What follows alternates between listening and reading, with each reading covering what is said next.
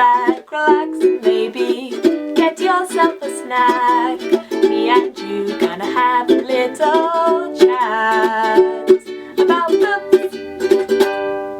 Hey guys! So I am here today to talk to you about one of the SPFBO finalist books, the self-published fantasy blog off. I am a judge, and so I have to read each of the 9 other judges' finalists and then give in my scores for each of their books, and then we tally up the totals at the end and we find out who the winner of SPFBO 2019 is. So I wanted to talk to you guys today about Spark City, which is one of the finalists. I'm going to preface this by saying I did not like this book very much. It was okay, but it was also not my thing. I thought the cover of the book looked really, really cool and definitely the sort of thing I would have picked up in a bookshop just based off the cover, and I think even the blurb sounded like it would have been my kind of thing. I think the biggest issue I had with it was the tone of writing. The voice that you follow throughout this storyline felt to me incredibly naive, and I find it a struggle when I'm reading books about characters who are very naive because I just can't connect with them very easily. We're following a main character who is called Errol, who is visiting Spark City in order to kind of complete some sort of ritual there, which he believes will kind of make him a man, essentially. It's the cull, and it's a ritual in his culture that allows him to get a female partner, and the ritual takes place where the females kind of interview the male, Errol, and kind of decide whether they want to partner up with him for life or not. We also follow later on a character who is called Leah. She becomes more of a main character as the story goes on, and she's a love interest for Errol. However, things between them get off to a pretty poor start, and then as the book goes on, they kind of struggle a lot with figuring out exactly how to move past the initial kind of problems that they were having and whether or not they even will be able to move past those things. I really didn't like either of the main characters. I found them both really irritating to read about, and Errol in particular, I didn't like his mindset about things, and Leah also felt like she had a really poor mindset on a lot of things. The city itself, where the cull takes place and where most of the story, at least the first half, kind of takes place, I didn't feel like it was that fleshed out. I feel like there were a lot of areas that could have been done more detailed than there were, and I just didn't feel like it really felt realistic to me. It felt as though most of the focus was just on the questions that these women were asking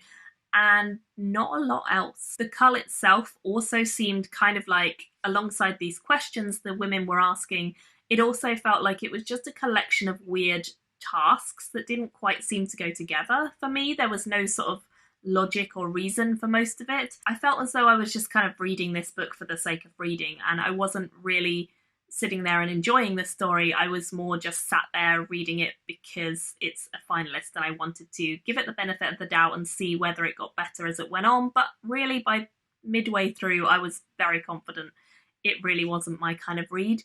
And the story does shift quite a lot in tone about midway through, because the first half is the cull and the second half is a lot more of a journey that our main character is on with his new love interest. But I still didn't like the second half either. As the story goes on, you not only see the naivety, but you also see quite a malicious side to each of the characters, and they're both pretty horrible to one another at times. There were a lot of inconsistencies to me. I felt like sometimes the characters felt really naive and young, and then at other times they felt really vicious and nasty and quite mature, but in a nasty way, and I just don't feel like they felt genuine or real to me.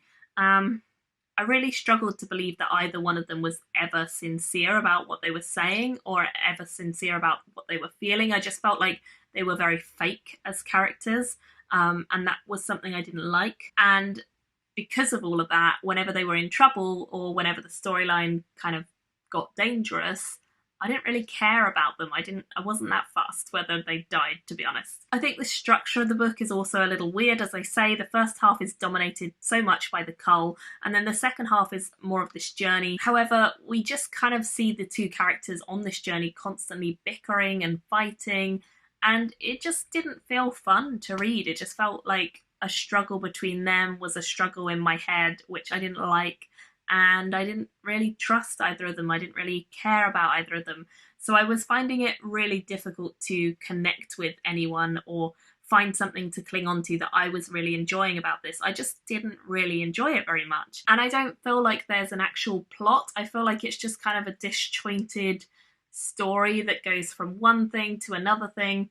It just didn't work for me, and that's probably just personal taste. I don't think the editing or the writing was bad per se. I just think the way that the story went and the characters that were focused on, they weren't for me. And when the plot and the characters really don't work for you, it's going to be pretty hard to sell this book. So I ended up giving it like a 2 out of 5 stars. This one just wasn't for me, and it might be a case that a lot of the other judges enjoy it a lot more than I did, but really I just could not get on with this book. It really did not appeal to me, and I found it a real struggle to even finish it, to be honest. So unfortunately, it's my least favourite of the finalists so far, but it's not my least favourite of all the books I've read for SPFBO. There were some others that I've read in the past that have been far worse. It was well written, it just wasn't my thing. So yeah, unfortunately 2 out of 5 or 4 out of 10 for SPFBO on that one.